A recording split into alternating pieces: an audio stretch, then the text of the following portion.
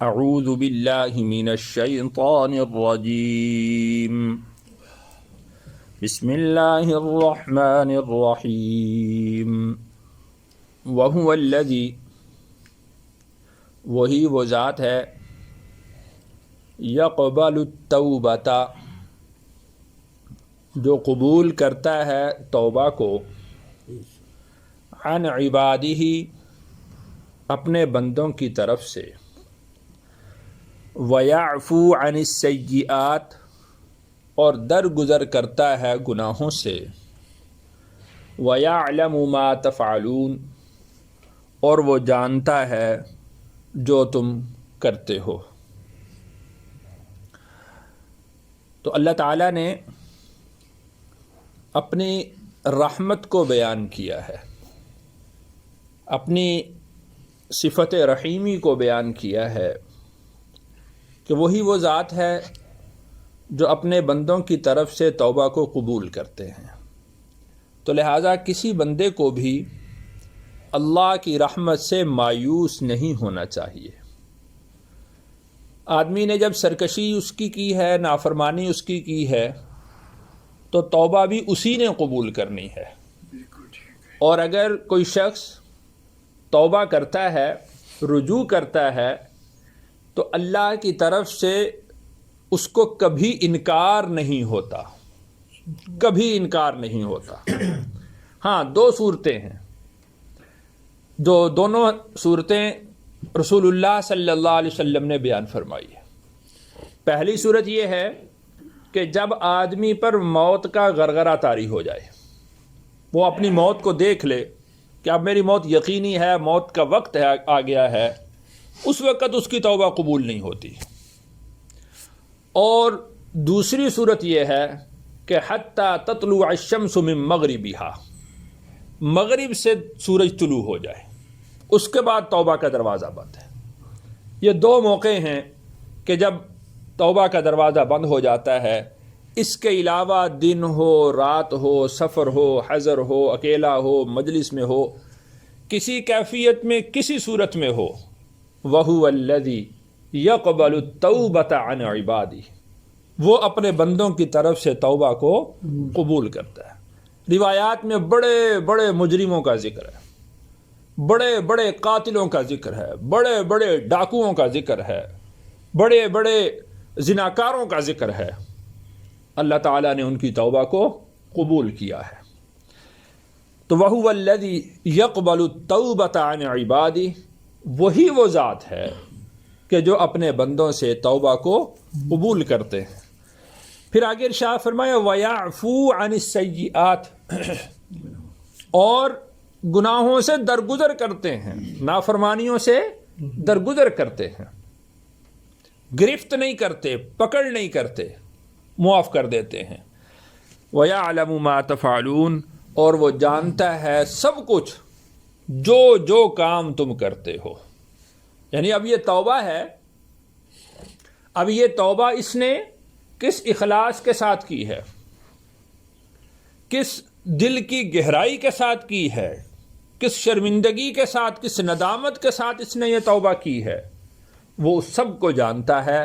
تو لہٰذا انہ علیم بذات الصدور، وہ دلوں کے بھید جاننے والا ہے۔ ہر بندے کا اس اللہ کے ساتھ، اس ذات کے ساتھ اپنا ایک الگ معاملہ ہے، کوئی کسی کو دوسرے پر قیاس نہیں کیا جا سکتا۔ وَيَسْتَجِيبُ، اور وہ دعا قبول کرتا ہے، الَّذِينَ آمَنُوا، ان لوگوں کی جو ایمان لائے، وَعَمِلُوا الصَّالِحَاتِ، اور اعمال صالحہ اختیار کیے، وَيَزِيدُهُم مِّن فَضْلِهِ، اور وہ زیادہ کرتا ہے ان کے لیے اپنے فضل سے۔ ان کی دعا بھی قبول کرتا ہے اور اپنے فضل سے مزید بھی کر دیتا ہے۔ بندہ تو مانگ رہا ہے اپنے لیے اپنی حیثیت کے مطابق، بندہ مانگ رہا ہے اپنے لیے اپنی سوچ، اپنے علم کے مطابق، وَيَزِيدُهُم مِّن فَضْلِهِ، وہ اپنے فضل سے اور بھی اس کو عطا کر دیتا ہے۔ اب دیکھیں کہ جتنی نعمتیں ہم اللہ کی استعمال کرتے ہیں، ہمیں تو معلوم بھی نہیں ہے کہ ہم اللہ کی کتنی نعمتیں استعمال کرتے ہیں۔ مانگنا تو درکنار، مانگنا تو بہت دور کی بات ہے، ان نعمتوں کو ہم شمار ہی نہیں کر سکتے، ہمیں معلوم ہی نہیں ہے۔ اگر صرف صحت سے متعلق اللہ کی نعمتوں کا استحضار کرنا ہو تو کسی بھی ہسپتال میں چلے جائیں، وہاں پر دیکھیں کس کس طریقے کے مریض ہیں، اور پھر آپ خود اپنا احتساب کریں، اللہ تیرا شکر ہے تو نے سر درد سے بچایا، تو نے کان کی بیماری سے بچایا، تو نے آنکھوں کی بیماری سے بچایا، تو نے زبان کی بیماری سے بچایا، تو نے دانتوں کی تکلیف بیماری سے بچایا، تو نے گلے کی بیماری سے بچایا۔ اور وہاں پر آپ کو مریض طرح طرح کے نظر آئیں گے، اور پھر بندہ خود دیکھے کہ اللہ تیرا شکر ہے، میں نے تو یہ سوچا بھی نہیں تھا، میں نے تو یہ مانگا ہی نہیں تھا۔ تو وَيَزِيدُهُمْ مِنْ فَضْلِهِ، وہ اپنے فضل سے اور اضافہ کر دیتا ہے اور بھی دے دیتا ہے۔ اور یہ بات یاد رکھیے، دعا جو ہے یہ سب سے بڑا ذریعہ ہے بندے کو اللہ کے قریب کرنے کا، سب سے بڑا ذریعہ، اس لیے کہ تمام تر عبادتوں کا مغز وہ دعا کو قرار دیا گیا ہے۔ اس لیے کہ عبادت میں جو مقصد ہوتا ہے وہ اپنی عاجزی کا اظہار ہوتا ہے، اور جب بندہ ہاتھ اٹھاتا ہے اللہ سے مانگتا ہے تو اس کا عجز اپنے کمال کو پہنچ جاتا ہے، اللہ میرے بس میں تو کچھ بھی نہیں ہے، سب کچھ تیرے اختیار میں ہے۔ بندے نے اپنی عاجزی کر دی، سرنڈر کر دیا کہ میرے اختیار میں کچھ نہیں، مجھ سے کچھ نہیں ہوتا، میری طاقت نہیں ہے، میری صلاحیت نہیں ہے، میرا علم نہیں ہے، میرے اختیار میں کچھ نہیں ہے، اے اللہ سب کچھ کرنے والی ذات وہ تیری ذات ہے۔ تو جو عجز ہے، عبادت کا مطلب ہی وہ عاجز آ جانا ہے نا، تذلل ہے، تو دعا کے اندر تذلل اپنے کمال کو پہنچ جاتا ہے، اس لیے دعا کو تمام عبادتوں کا مغز قرار دیا گیا، الدعاء مخ العبادہ۔ تو وَيَسْتَجِيبُ الَّذِينَ آمَنُوا، وہ دعائیں قبول کرتا ہے ان لوگوں کی جو ایمان لائے، وَعَمِلُوا الصَّالِحَاتِ، اور اعمال صالحہ اختیار کیے۔ یہاں پر ایمان والوں کا ذکر ہے۔ ایک جگہ پر اللہ تعالیٰ نے کافروں کی دعاؤں کا بھی ذکر کیا ہے، اور ارشاد فرمایا ہے وَمَا دُعَاءُ الْكَافِرِينَ إِلَّا فِي ضَلَالٍ، کافر بھی دعا کرتے ہیں لیکن ان کی دعا وہ گمراہی ہے، ان کی جو دعا کا صلہ ہے ان کو ملنے والا نہیں ہے۔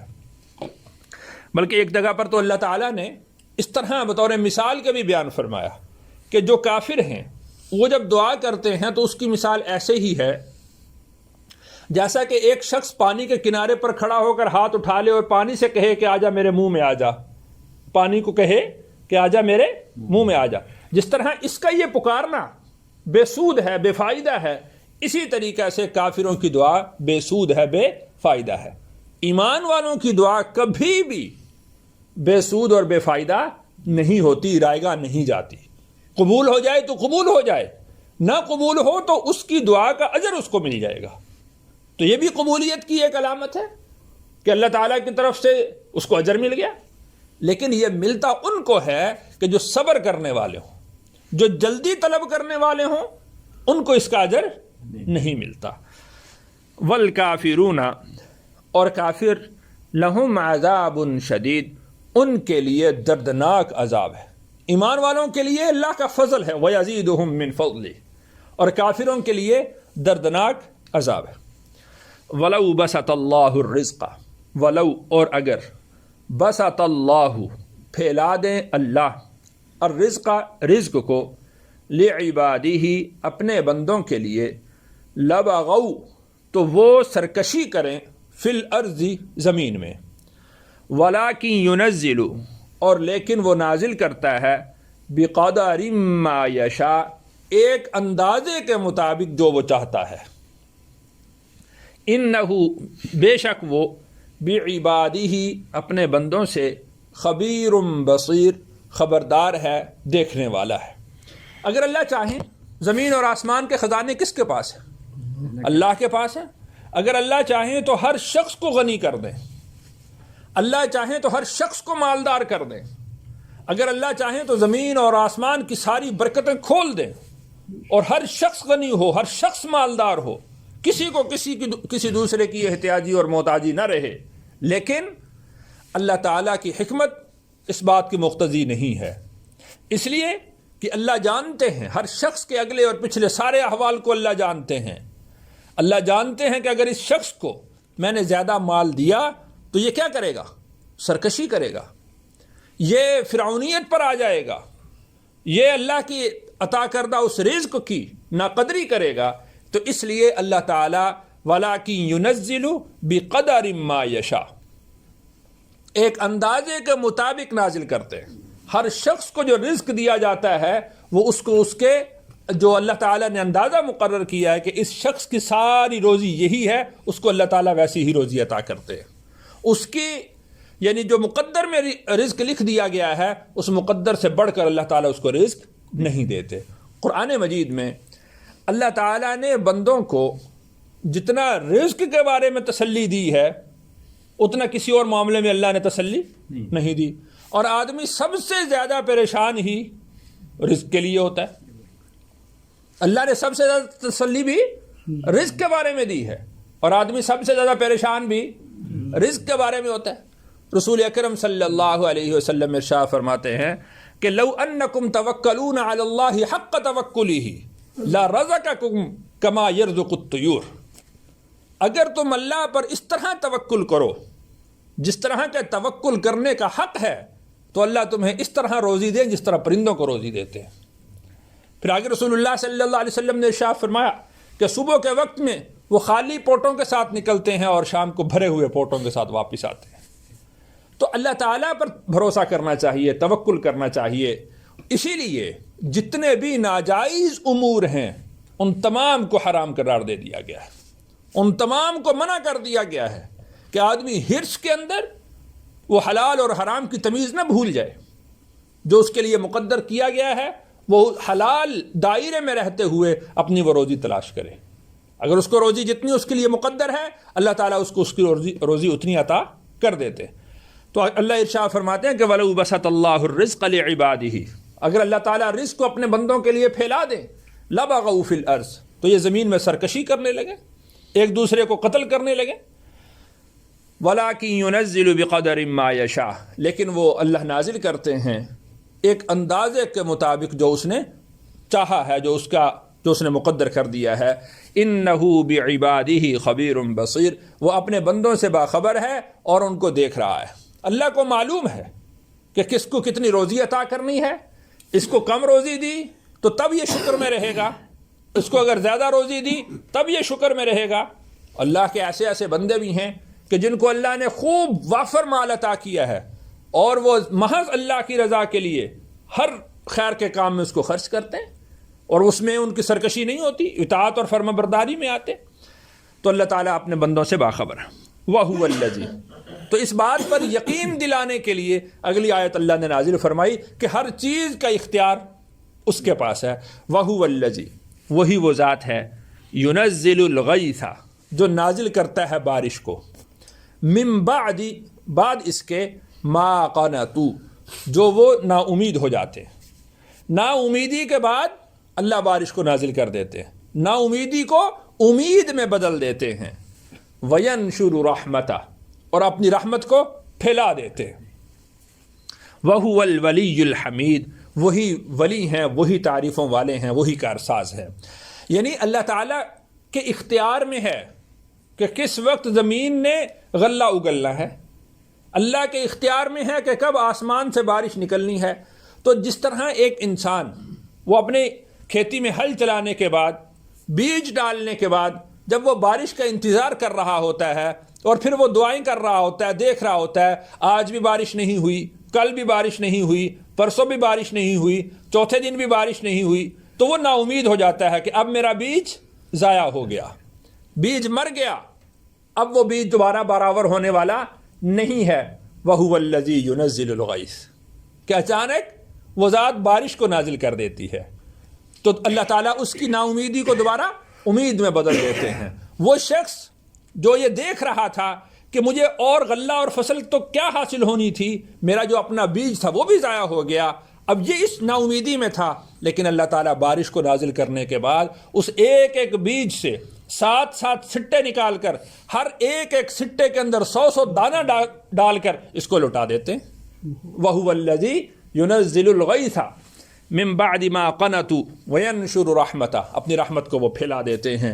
وَهُوَ الْوَلِيُّ الْحَمِيدُ، وہی کارساز ہیں اور تمام تعریفوں کے مالک بھی وہی ہیں۔ وَمِنْ آیاتہ، اور اس کی نشانیوں میں سے اور ایک بھی ہے، وہ کیا ہے؟ خلق السماوات والارض، زمین اور آسمان کی پیدائش. یہ اللہ کی بے شمار نشانیوں میں سے ایک نشانی ہے. وما بث فیہما من دابہ، وما بث، اور جو پھیلایا، فیہما، ان دونوں میں، زمین میں بھی اور آسمان میں بھی، من دابہ، چوپایوں میں سے. تو اس آیت سے یہ بات معلوم ہوتی ہے کہ جس طرح کی مخلوق اللہ تعالیٰ نے دنیا کے اندر پیدا کی ہے، اس سے ملتی جلتی مخلوق اللہ نے آسمان پر بھی پیدا کی ہے. وما بث فیہما من دابہ، یعنی اور اللہ نے جو پھیلائی ہیں دونوں میں، زمین میں بھی اور آسمان میں بھی. وَهُوَ، اور وہ، عَلَى جَمْعِهِمْ، ان کے جمع کرنے پر، اِذَا يَشَاءُ، جب وہ چاہے، قدیر، قادر ہے. یعنی اللہ کے اختیار میں ہے، اللہ کی قدرت میں ہے. کسی وقت بھی جب اللہ چاہیں تو ان کو پھیلا دیں، اور جس وقت اللہ چاہیں ان کو جمع کر لیں، جس وقت اللہ چاہیں ان کو پیدا کر دیں، جس وقت اللہ چاہیں ان کو مار دیں. اور زندہ کرنے میں بھی اللہ کسی کے محتاج نہیں ہیں، ان کو مارنے میں بھی کسی کے محتاج نہیں ہیں، اور ان کو جمع کرنے میں بھی کسی کے محتاج نہیں ہیں. وَهُوَ عَلَى جَمْعِهِمْ إِذَا يَشَاءُ قَدِيرٌ، جب وہ چاہے گا وہ ان کو جمع کر لے گا. اللہ تعالیٰ سے دعا ہے اللہ تعالیٰ مجھے اور آپ کو اپنی ذات پر کامل یقین اور توکل نصیب فرمائے. الحمدللہ رب العالمین والعاقبۃ للمتقین والصلاة والسلام علی سید الرسل وخاتم الانبیاء والمرسلین. ربنا آتنا فی الدنیا حسنۃ وفی الآخرۃ حسنۃ وقنا عذاب النار. یا عزیز یا غفار وادخلنا الجنۃ مع الابرار یا رب العالمین. اللهم اكفنا بحلالك عن حرامك واغننا بفضلك عمن سواك. اللهم اهدنا واهد بنا واجعلنا سببا لمن اهتدى.